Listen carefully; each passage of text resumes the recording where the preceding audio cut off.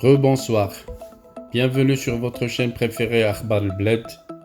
Encore une fois, je ne manquerai pas de vous rappeler, pour ceux qui ne l'ont pas encore fait, de vous abonner et de ne pas omettre de cliquer sur la cloche pour pouvoir recevoir les nouveautés en temps opportun. Je solliciterai également votre sympathie en vous invitant à cliquer sur j'aime pour cette vidéo pour encourager la chaîne dans le but d'assurer une large diffusion à nos efforts à tous de dénoncer l'acte ignoble commis par la junte militaire algérienne contre des Marocains innocents au Mali. Dans cette vidéo, je continuerai sur l'effort de traduction de l'analyse précieuse du professeur Manar Slimi, professeur d'études politiques et internationales à l'université de Rabat, président du Centre atlantique d'études stratégiques et d'analyse de sécurité, qui a discuté de nouvelles preuves de l'implication de la junte militaire algérienne dans l'assassinat des 2 chauffeurs marocains au Mali. L'expert revient sur l'erreur grave commise par la junte militaire en attirant l'attention sur l'absence de toute revendication d'un quelconque groupement terroriste de cet attentat au Mali. Pour l'expert, l'absence de toute revendication est une preuve concrète de l'implication des services de renseignement militaires algériens et du Polisario, les seuls qui auraient l'intérêt à garder le silence suite à cet attentat. Car tout groupement terroriste aurait fait la propagande en diffusant un communiqué qui vante sa réalisation et ses exploits. Un petit détail auquel la junte militaire n'a pas fait attention selon l'expert.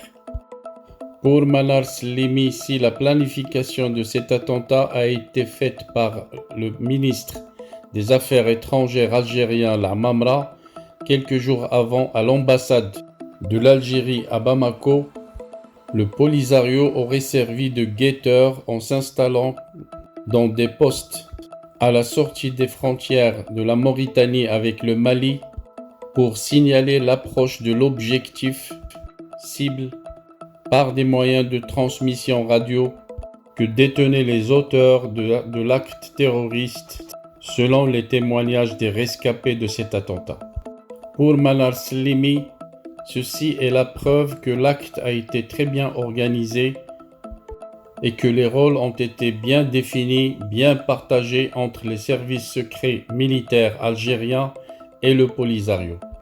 Surtout si l'on sait, selon lui, que même les groupements terroristes qui se présentent au niveau des frontières entre le Mali et la Mauritanie n'ont pas cette facilité de s'infiltrer dans le territoire malien jusqu'au lieu où a été commis l'acte terroriste. Donc pour l'expert, le seul moyen pour être capable de réaliser ce crime était que ça soit fait par des services secrets très bien organisés et qui bénéficiaient d'une certaine couverture qui ne pouvait être que la couverture diplomatique de l'ambassade de l'Algérie à Bamako. D'autant plus qu'il s'agit d'une route internationale à haut trafic qui connaît une grande circulation et qui n'a jamais enregistré un tel acte terroriste à l'exception de certains actes de vol organisés que connaissent toutes les routes internationales dans le monde. Dans son raisonnement, l'expert cite le témoignage du rescapé de cet attentat, le chauffeur qui avait témoigné que les auteurs des actes parlaient arabe et avaient une peau blanche et que un d'entre eux a parlé en français en disant que c'est des Marocains. Donc pour l'expert, les seuls arabisants qui parlent beaucoup français, ce ne peut être que des Algériens qui sont très francisants dans leur dialecte algérien. Pour argumenter ces preuves, l'expert revient au contexte de cet attentat en citant certaines données très sensibles qui ont précédé cet attentat. Il décortique les propos tenus par le ministre des Affaires étrangères algérien, La Mamra, qui durant les jours qui ont précédé cet attentat ne parlaient que de terrorisme et de dangers terroristes, et tous les médias de la junte militaire algérienne ne faisaient que couvrir et de faire la propagande de ces idées et de cette crainte du terrorisme. Et puis bizarrement, depuis le jour de cet acte ignoble, un silence total des médias algériens, un silence total de la Mamra, le ministre des Affaires étrangères, aucune citation sur le terrorisme, aucune crainte du terrorisme.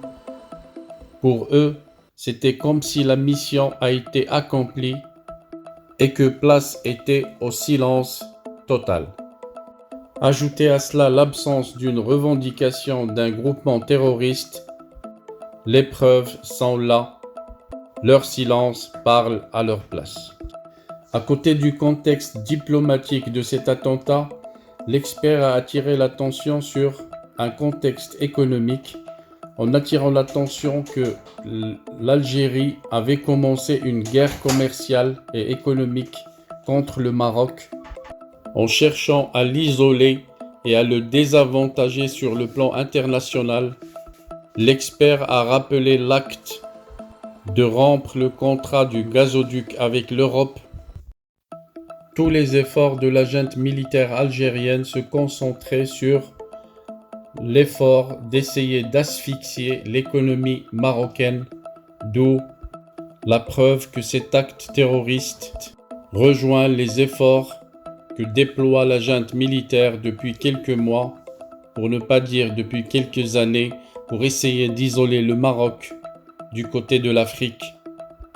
Et l'on se rappelle les efforts d'El Gargarat qui voulait isoler le Maroc en coupant cette route internationale, qui est d'ailleurs la même route où les Algériens ont commis leur acte ignoble terroriste.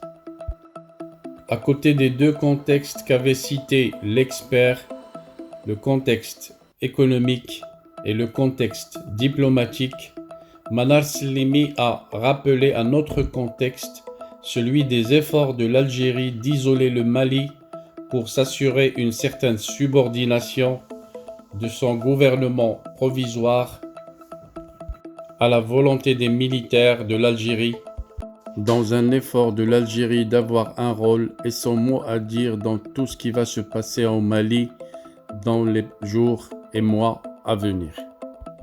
Et pour les idiots de généraux algériens, le seul moyen pour faire subordonner le Mali, c'est de lui créer des problèmes économiques en le désavantageant et en le privant des avantages que lui procure cette route internationale au niveau commercial et économique. L'expert en politique internationale et études stratégiques et analyse sécuritaire conclut en attirant l'attention que cet acte terroriste a été commis contre des civils dans une route internationale commerciale, d'où la nécessité de faire appel à la communauté internationale pour l'inciter à intervenir. Pour ce faire, l'expert propose à la Fédération marocaine des transporteurs de constituer un dossier avec toutes ces pièces citées pour essayer de coincer Chengriha et son chef de la diplomatie, la Mamra, devant la justice internationale. Chengriha qui, après avoir commis des actes graves contre le peuple algérien, après avoir incendié les forêts algériennes en jouant le rôle de pyromane, maintenant il commet des actes graves contre des civils dans une route internationale avec toutes les preuves qui le capturent à une échelle internationale, la main dans le sac. On attendra toujours d'autres preuves, surtout celles que peuvent fournir les services de renseignement secrets marocains qui détiennent des moyens très sophistiqués, des drones qui filment de l'espace et qui peuvent donner des preuves tangibles, spatiaux, de l'implication de l'Algérie dans cet acte terroriste et du départ de tout véhicule ou toute personne se déplaçant de l'Algérie vers le Mali. Ces preuves spatiaux vont être certainement délivrées dans les jours à venir. Peut-être que non, puisqu'on sait le professionnalisme des services secrets marocains qui travaillent dans le silence et n'utilisent les pièces à preuve que sur le plan de coopération sécuritaire et militaire avec d'autres puissances mondiales. Un aspect sur lequel je reviendrai certainement dans les prochaines vidéos, puisqu'il y a déjà des informations qui ont été dévoilées sur la sortie de certains enregistrements de drones qui filment l'implication de l'Algérie dans cette affaire. Vous en aurez la notification dès que cette vidéo sera mise en ligne. Pour cela, n'oubliez pas d'activer la cloche.